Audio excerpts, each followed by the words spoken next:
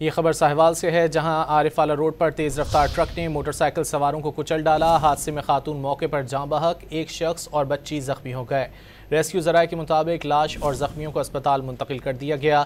Truck driver मौके से फरार हो गया। पुलिस के मुताबिक कार्रवाई का आगाज़ कर दिया गया है। पुलिस के मुताबिक फरार ड्राइवर को जल्द गिरफ्तार किया जाएगा। ये खबर साहिवाल से है, जहां आरिफवाला रोड पर तेज़ रफ्तार ट्रक ने मोटरसाइकिल सवारों को कुचल डाला। हादसे में खातून मौके पर जाँ बहक, एक शख्स और बच्ची जख्मी हो गए। रेस्क्यू ज़राए के मुताबिक लाश और जख्मियों को अस्पताल मुंतकिल कर दिया गया।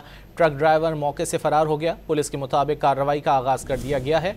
पुलिस के मुताबिक फरार ड्राइवर को जल्द गिरफ्तार किया जाएगा। ये खबर साहिवाल से है, जहां आरिफवाला रोड पर तेज़ रफ्तार ट्रक ने मोटरसाइकिल सवारों को कुचल डाला। हादसे में खातून मौके पर जाँ बहक, एक शख्स और बच्ची जख्मी हो गए। रेस्क्यू ज़राए के मुताबिक लाश और जख्मियों को अस्पताल मुंतकिल कर दिया गया।